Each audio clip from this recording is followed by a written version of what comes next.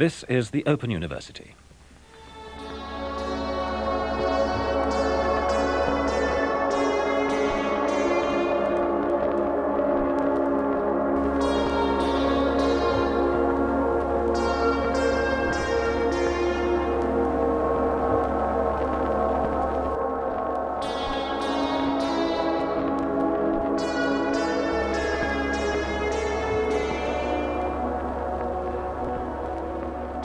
Hello there again, it's your favourite Edinburgh singer-songwriter from the New Romantic era who somehow survived into the 21st century. To talk about the next 8 songs on Mannequin, which now has a title track. I got a bit of a cold last weekend, so I was singing at least 2 of the songs through kind of heavy nasal mucus. That'll be nice to hear those now, knowing that, won't it? I ended last time with Sexual Sickness, which was the Daisuke Ishiba tribute song, which shot ahead in the YouTube stakes, the ratings anyway. It's got 1,200 views or something. I think because it has a provocative title, perhaps there's a lot of sexual sickness in the news as well, a lot of it going around in our psyche just now. I just wanted to add to the description of that I first encountered Daisuke Ishiba's work in a shop in Koenji, which kind of gladdened my heart when I discovered it, because I was walking, if you walk down through the arcade from the station, you then come out of the arcade and there's a rising shopping street full of independent boutiques and things, very much in the spirit of Koenji, which is kind of alternative shopping area with a lot of second-hand stuff. So I found this second-hand shop up on the rise on the left, where they had Daisuke Ishiba's work up on the walls. Maybe it was run by Daisuke Ishiba or friends of his or something like that. Perhaps he lives in Koenji, I don't know. But as I went into the shop, they were playing Ino's Sky Soul from Another Green World. And then to combine that tranquility with the sickness, the sort of very honest depictions of a kind of twisted and warped sexual sensibility that Daisuke Ishiba goes in for, I found a very interesting combination, and there were second-hand clothes and records and things there as well. So it was very much like a subcultural store, and it's the bona fides, the guarantee of some kind of weird authenticism, bona fides, that you get this kind of weird sexual stuff going on at the same time as you get a kind of regular commercial interest in second-hand goods from a time when life was cooler and maybe when subcultures were cooler. Koenji known as a subcultural area in Tokyo. I also wanted to mention Famicom Collects, which is this channel which is a huge Daisuke Ishiba supporting channel. Their backdrop every time they talk about mangas on a rostrum camera, looking at new finds and new books, new collections, is a Daisuke Ishiba backdrop. So a lot of the video actually came from this guy, who I think is in Australia somewhere. This batch of new recordings though really starts with The Man Who Fell to Earth, which is a cover version of a John Phillips track which was not used. The song version of it anyway was not used on the soundtrack of The Man Who Fell to Earth, and I can imagine Bowie having been appalled by some of the lyrics, like if you love the Earth Mother, you should love the man who fell to her. All this sort of hippie-ish lyrics which had nothing really to do with the film. It was used as an instrumental, as a sort of easy listening Muzak instrumental, which kind of fits the trailer for the film quite well in it, but in a kitschy way.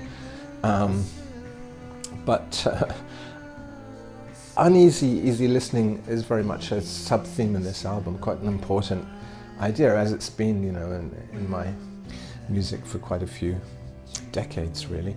I like to take easy listening chord sequences, which are often very lush and evocative, and then put some disturbing discords underneath them. So,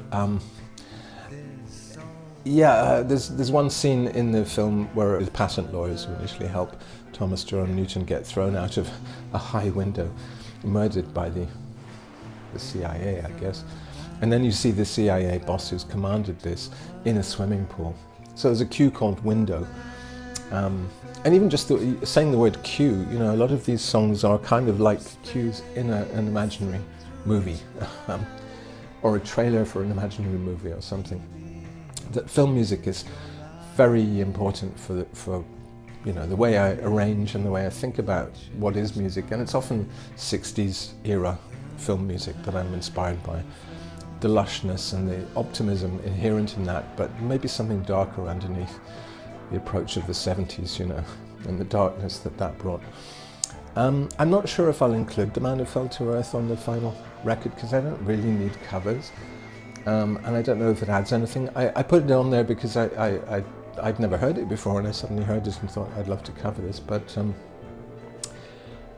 and because there are references already to The Man Who Fell to Earth, which was a very important film for me growing up, you know, in my teens. When I saw that, my mind was somewhat blown, and it fed very much into a revival of my interest in Bowie, because after Ziggy and Aladdin and stuff, there was a bit of a hiatus,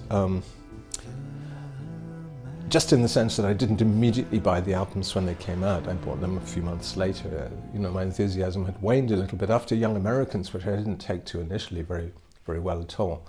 Much later, it did like a lot. Yeah,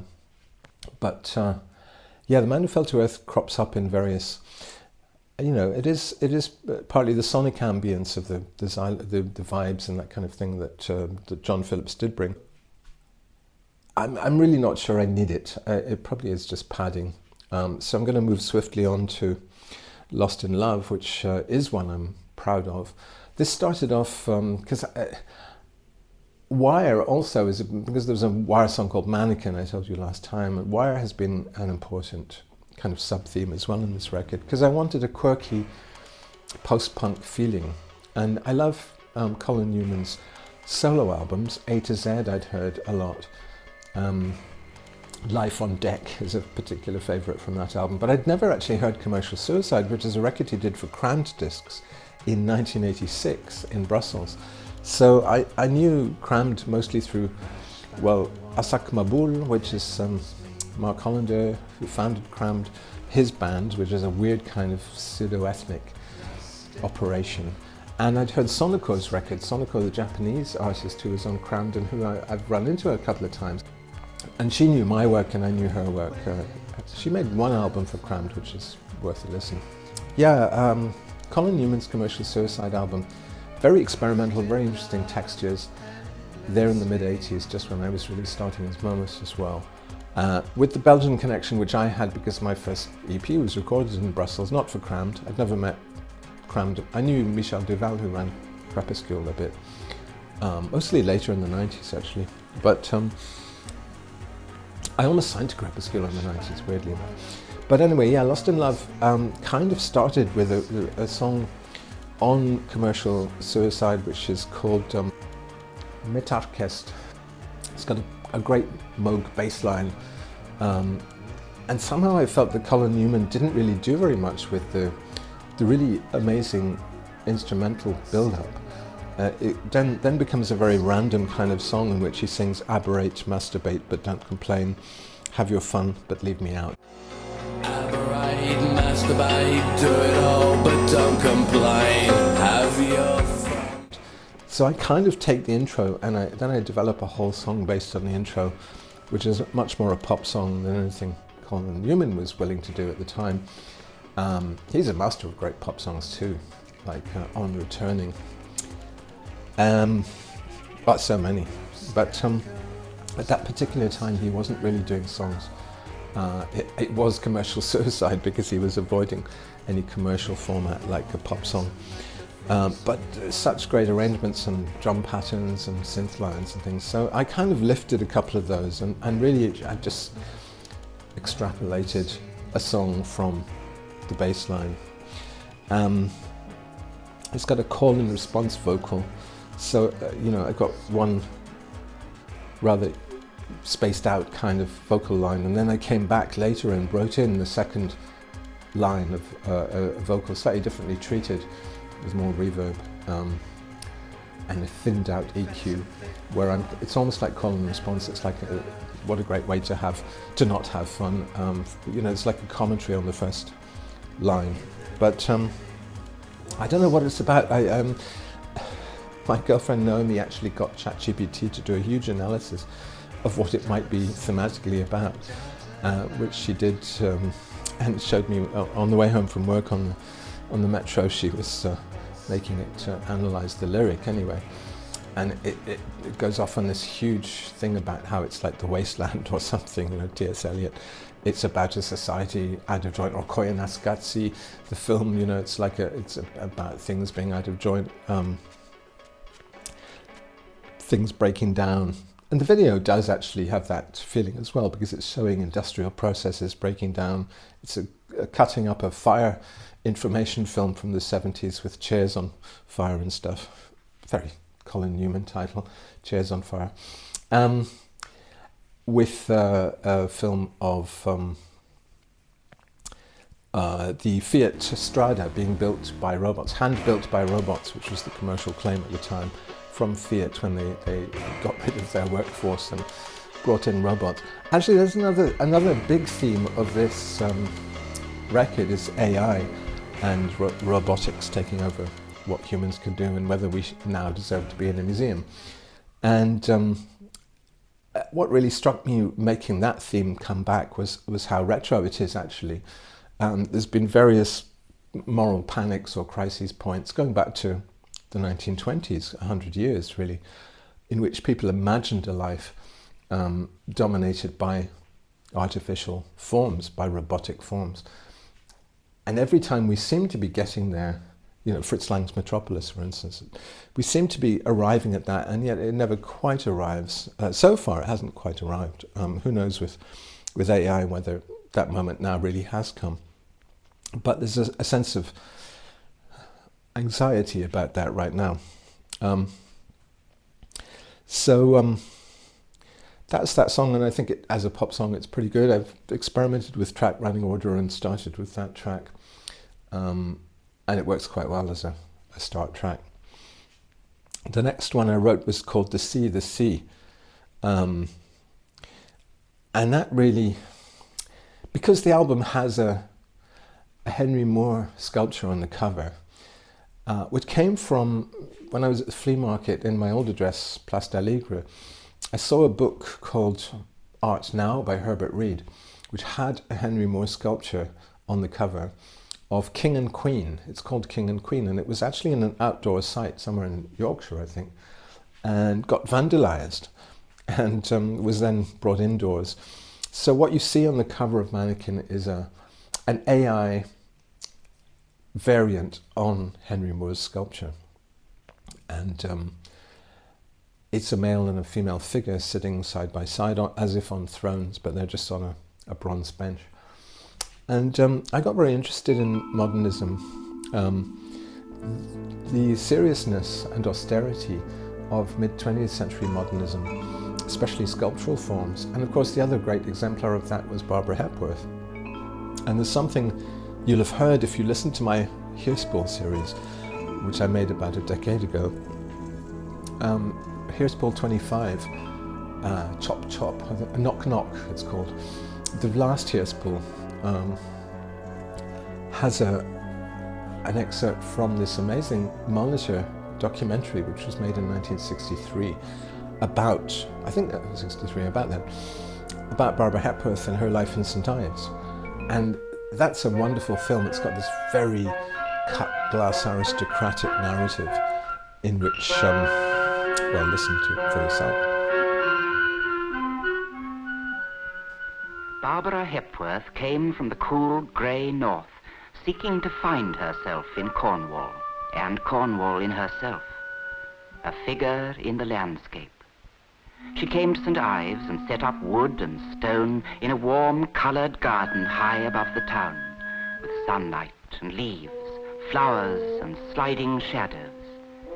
She has walls about her and the sea beyond them. Eye and imagination, hand and tool shape the stone, cutting more deeply than sea and wind. So when I went back to that I was really impressed by the music as well, which is this beautiful woodwind quintet, possibly, something like that, bassoons, oboes, clarinets. And these sculptures of Hepworth were placed in the context of the sea in St Ives. So you have this sense of an artistic refuge, people concerned with formal properties, but also with modernism's overarching spiritual energy, which was an austere, elitist,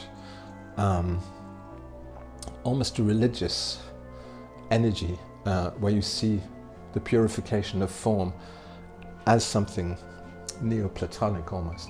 So somehow that's very nostalgic for me. I was really coming of age when modernism was ending. And I read Malcolm Bradbury's book, Modernism, when I was about 18, and was really amazed by how coherent the modernist movement was in retrospect. In literature, it starts a bit earlier, at the end of the 19th century, but in the visual arts, it's kind of the 1920s, where it really hits. And of course, that's also the moment when there's an anxiety about mechanization and robotics and, you know, authoritarianism as well. So a lot of that's very relevant 100 years later. And modernism as a kind of austere, priestly kind of way to look at what's happening in the world. But Barbara Hepworth, it's purely formal. There's much less reference, even than in Henry Moore, to the human figure. It's a lot of very abstract forms, sort of, I guess, derived from Brancusi and other continental precursors. So The Sea, I took the music from the Monitor film, basically, and then started to, because it's very dissonant, that music, but dissonant in a rather peaceful way, which suggests natural forms, so organically dissonant. And I took that music and then sort of made a chord sequence around what I thought it might be doing. Sculpted that, you know, appropriately enough, since we're talking about a sculptress, sculpted that down. It's about fear of the sea. And this has a name, thalassophobia, which is one of these wonderful Greek words. Fear of the sea, it's a real thing. People are afraid of the endless emptiness of the sea, the lack of thought and the lack of God, as the song says, you know, emptiness without a thought, energy without a God. It's got this power, but it's also kind of not focused in a human way that we can understand. It's got, in the video, Megumi Satsu, an AI take on Megumi Satsu's album cover. She made an album in 1979 called Love is Money, the songs of Jacques Prévert, inédit songs of Jacques Prévert, which hadn't appeared elsewhere, and which he'd asked just before dying her to cover, apparently, according to her.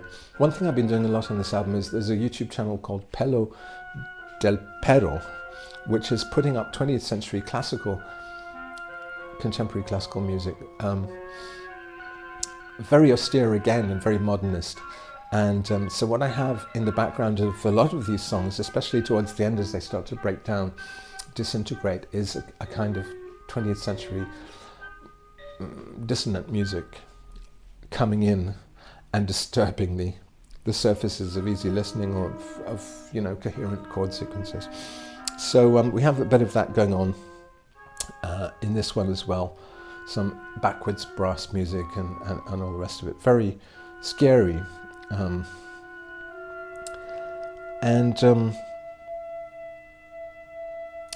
Yeah, it's this collision of AI with the austerity of 20th century modernism that interests me, and the beauty of a kind of queasy listening rather than easy listening.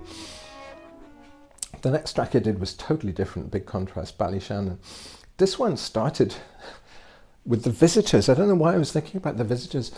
Oh, because again, it's the Man Who Fell to Earth connection, because the Visitors, they were this Edinburgh band in the late 70s who named themselves after The Visitor, which is the music project that Thomas Jerome Newton does at the end of The Man Who Fell to Earth.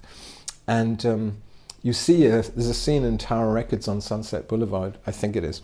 Some of the characters find a record, an LP by The Visitor, which is music that Thomas Jerome Newton has made to communicate to his wife, because if you get on the radio, then the waves travel out through space endlessly and get picked up by people. So if his wife is still alive, despite being starved of water with their children back on his home planet. She's going to hear, he's not going to come back and save her, but she's going to hear this melancholy music, which is his way of saying goodbye to her, I guess. Anyway, this band, The Visitors, they were two brothers, very tall, always dressed in black, Derek and John McVeigh, who named themselves after The Visitor, and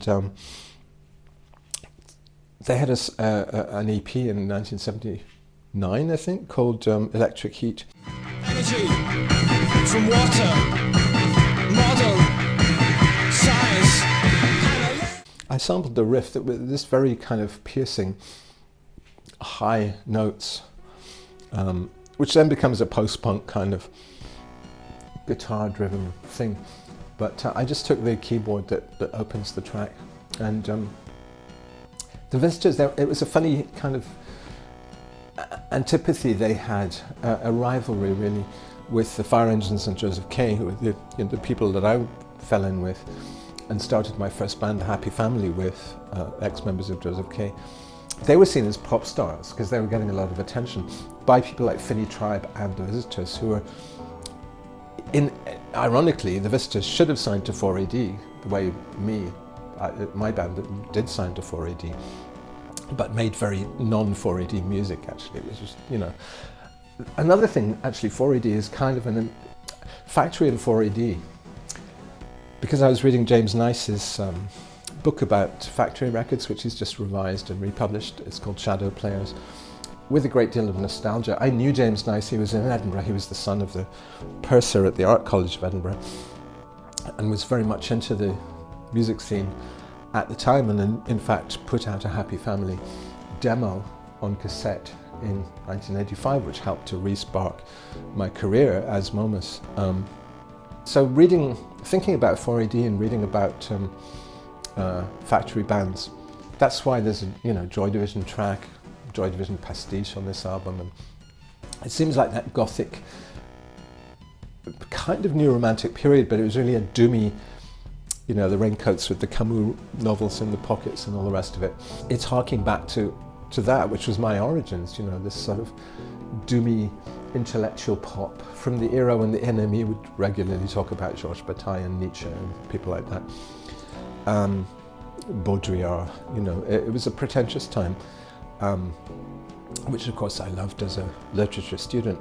James Nice, a key player in that, and then he moved to Brussels and was working with Crepuscule and stuff. There was always this connection between Edinburgh and Brussels, which continues in the work of Lucy Mackenzie, actually, the visual artist, who has an Atelier EB, a studio Edinburgh, Brussels. Yeah, so this Ballyshannon started with The Visitors and sampled that little riff, and then the theme is something I'd been thinking about, when is it too late to start again? I just turned 66, and of course that's an age at which you think, God, am I going to be enfeebled? Am I going to be ill at some point? Can I start again in the same way that I used to just be able to pick up and start again? Is the world going to be the kind of place where you can cross borders in the way that you used to be able to cross borders? It's getting increasingly difficult to do that. And then the lyrical refrain, if you believe that you can start again, you're away with the fairies, as we say when we're striking down someone's pretentious idea or unrealistic idea. You're away with the fairies, or away to France, we used to say in Scotland. That means, France is the place where all sorts of pretension can happen. Here is not. Here is France, actually, for me anyway, so here I am in the land of pretension.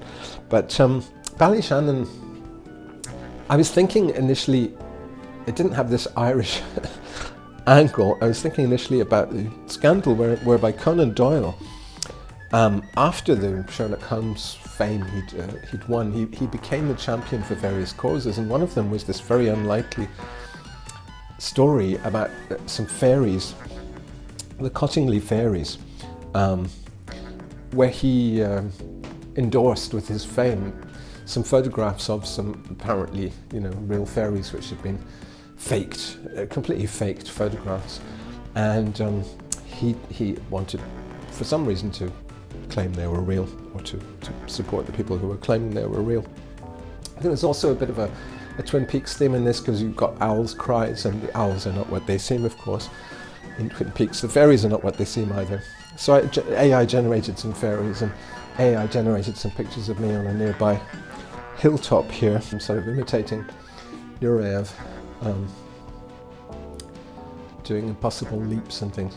So what amazed me about this track is just that it was instantly very popular. It's had 1,600 views, which for me is a lot. A lot of the view figures for the tracks I thought would be the most popular are actually very low. That kind of stuff. So the next thing I did was to remix Never Say, which was initially trailed as the Bond track, because there's always a Bondian kind of track, a John Barry-ish kind of thing.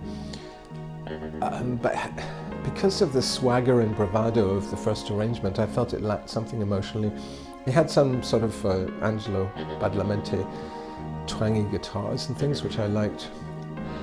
Influenced by Noemi and I watching Twin Peaks again, because that was on Arte Network. Noemi got really into it. I've always had a kind of mixed feeling about David Lynch. Like I hate the kind of emphasis on evil and kind of violence, and of course it's balanced with this kind of the niceness and the tweeness and the suburban kind of qualities, but I feel that that's just somehow different now, because American life used to be kind of balanced between those two things, and now it's gone so much into the darkness that Bob, the personification of evil, might as well be running the country. You have a president who is essentially Bob from Twin Peaks, you know. For me it was just disturbing and nothing else. I remixed Never Say, and that's again astonishing me ratings wise, because it's zoomed up to the very top of the ratings on YouTube anyway, 1,700 views and counting. So I'm not sure what's doing that, whether there's some algorithmic recommendation thing going on there, but it's become this very lugubrious ballad with some beautiful textures, and I re-sang it and kind of made a new kind of intro section with more of a riff going on, and then put Marty Feldman into the video alongside the AI shenanigans that are going on. But I'm kind of happy with how that turned out, and also that it got a much better response than the original. The new video has outstripped the ratings of the original video, and it has a kind of calm. Also, I'm playing acoustic guitar on it now, which I think people respond to. There's a contingent of my fans who want me to go back to just doing an acoustic guitar record. So but it always softens when you use a real guitar, especially like a bass line as well. Like the Never Say song has an acoustic guitar bass line, which really gives it a homemade reggae feel, that one. Mannequin was the next one, and this is the theme song for the record, I guess. This very much goes back to the 1920s. There was Karl Capek wrote something called Rossum's Universal Robots, which is a play, a hit play about robots, about mechanization. The theme of which is that robots kill most of humanity, but then can't reproduce themselves. And they develop an empathy, and they meld with the two human protagonists, the male and female, become robot versions of them. You're being taken over by something that you made, man. Yeah, life offers you lemons, but you're the lemonade, man.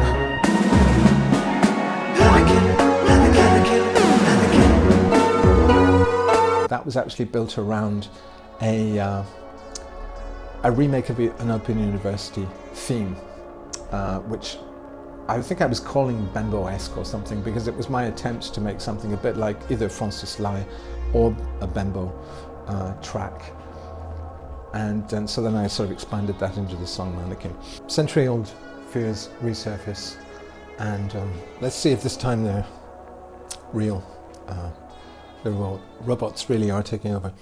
Mr. Sliding Sideways, this one I think really needs a co-credit, because it's really just, it's a track from Alberto Baldan Bembo, who is part of a brothers team, a bit like the Visitors. The Visitors were also brothers. The Bembos were Italian brothers who made film soundtracks, often to erotic films and things in the 70s.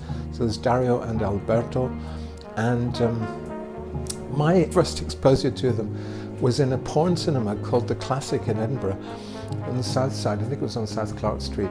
An old cinema which had been turned over to the, as we used to say in those days, the dirty Mac brigade. I turned 18 and I thought, well, I'm allowed to go into pubs now and drink, so I had a gin and tonic in a pub.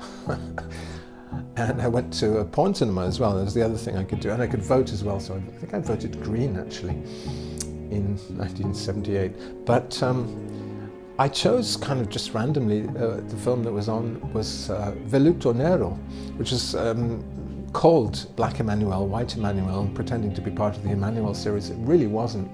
It was this rather arty porn film with this amazing music. Especially I liked the 12th track in the soundtrack album, if you can find that, by Dario and Alberto, the two brothers, which was just like a Moog synthesizer kind of going ooh, and it was over a soft porn love scene. So I thought, wow, this, and the whole film is set in Egypt. Through the Egyptian landscape. And our guide is Laura Jemser, was an Indonesian fashion model who made a slew of these movies with her husband. Brunello Rondi directed Emmanuel in Egypt, and he has many fabulous credentials in the film world, including writing Fellini's 8.5 in La Strada. He also did additional dialogue for films like La Dolce Vita, Satyricon, and City of Women. It's Laura Gemser in Egypt with an Italian photographer boyfriend who's kind of putting her into degrading situations and piles of dung with dead animals lying around, and then eventually with dead people lying around. He's sort of like a photo, almost like Oliviero Toscani, kind of Benetton provocative photographer who's trying to mix glamour with social commentary. And he's like, yeah, great, great. You have you in sexy poses next to corpses. That's going to be great photo reportage, you know. And then there's all these love scenes also in famous Egyptian religious sites, you know, temples and things. So it's kind of like a travelogue and a porn film rolled into one. And I thought it was impressive, especially the music. It was this kind of rather utopian electronic music. The film came out, it was made in 1975, but by the time it reached Edinburgh, it was like 3 years later.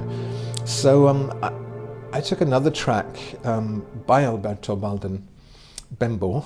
Mr. Sliding Sideways is really just a chord sequence on a film cue. I don't know which, oh yeah, I do know which film. It was a soft porn film from 1975 called L'amica de mia madre, My Mother's Friend, which got terrible reviews in Italy at the time, but got good box office. And it's just this chord sequence, the chords you hear essentially in Mr. Sliding Sideways. It's a descending 4-chord motif, which I've just really repurposed and reorchestrated and set my own lyrics to. So it was going to be a love song to Noemi. And it was a slight diplomatic gaffe, really, because I declared this to Noemi's sister, who's heavily pregnant, about to have her first child, at the weekend. I said, I'm writing a love song to your sister. But, you know, there's many, many love songs to Noemi on my last albums for the last 8 years or so. But I then, working on the song, I've kind of, you know, it's like making a sculpture. The song goes in a different direction than you expected, or it needs a different balance. If it's like a recipe or a sculpture or something, you feel like the forms need to be counterbalanced by something, or the taste, the flavor it's too sweet and it needs to be more salty or spicy or whatever it is.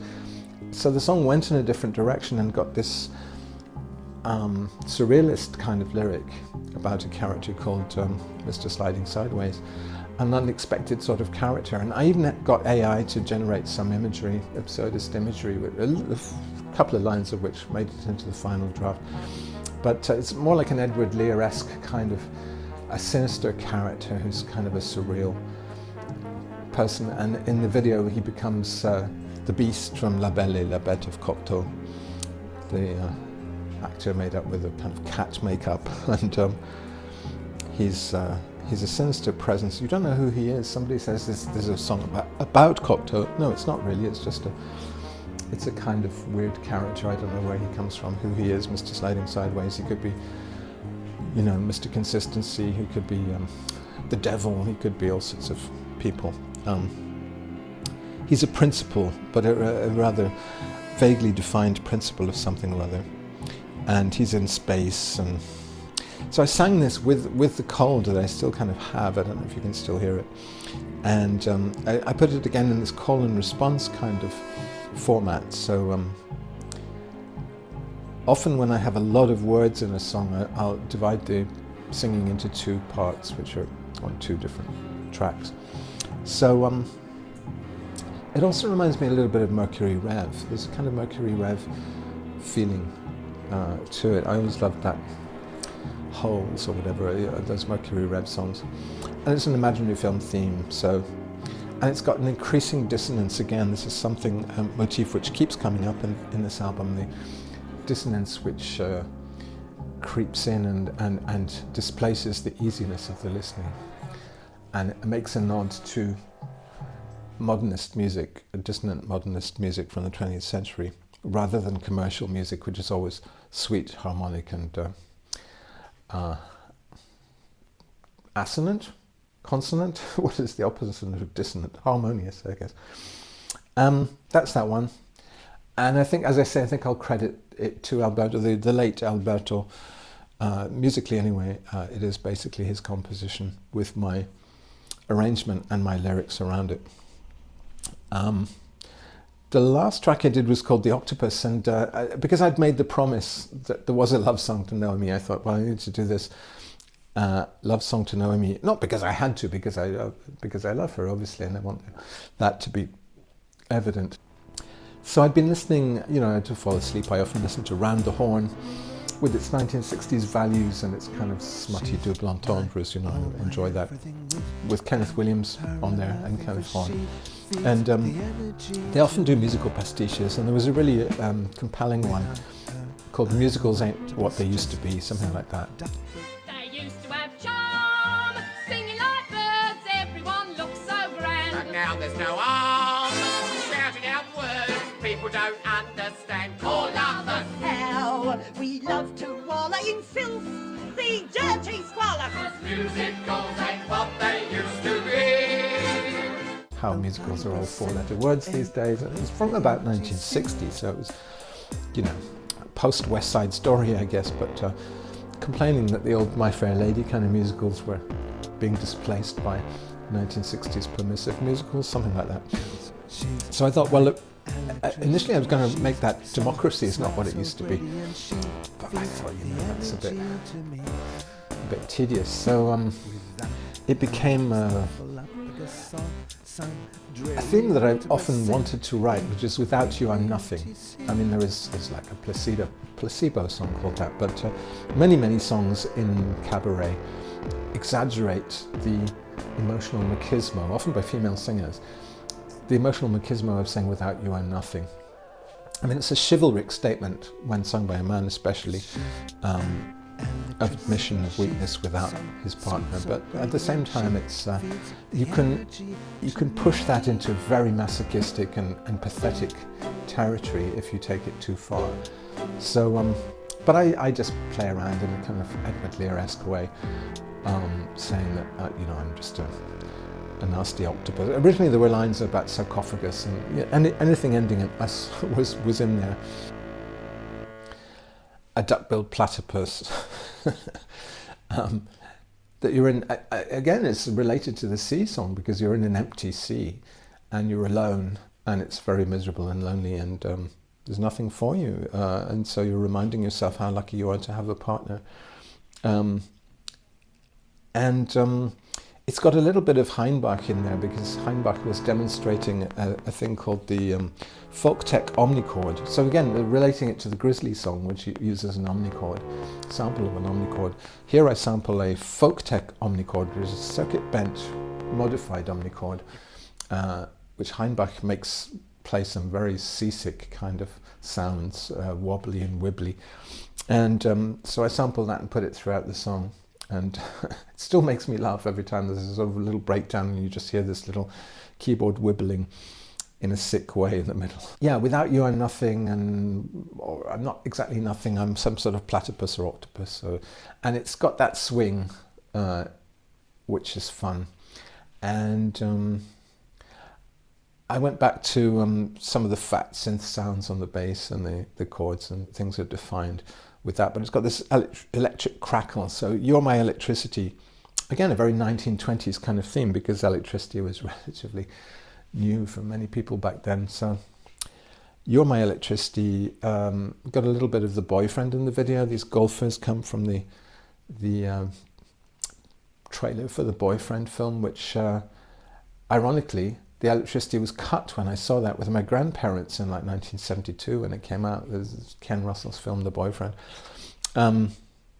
Sandy Wilson rather, with Twiggy playing the lead role, and it's a musical in a kind of retro 20s way, but seen from the 70s, and visually very spectacular. But there was a power cut in the middle, because this was the 70s era when Britain didn't have enough energy to keep its electricity going. So you would go to the cinema, and halfway through the film it would just be blackness, and you just have to file out and get your money back.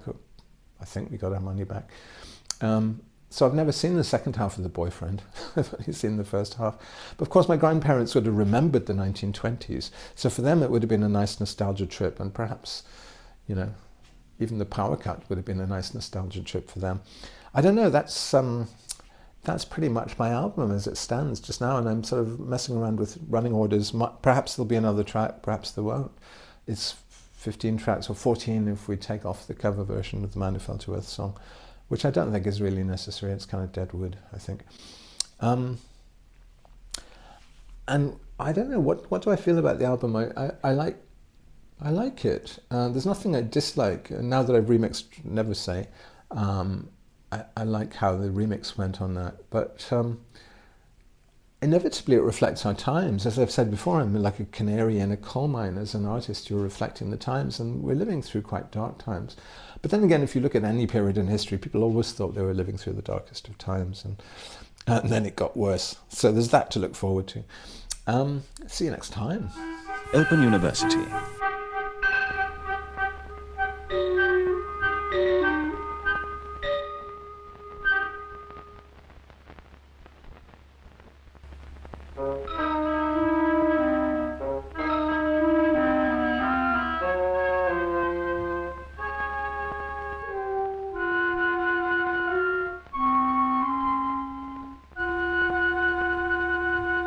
Now, Bob Harris introduces this week's edition of the Old Grey Whistle Test.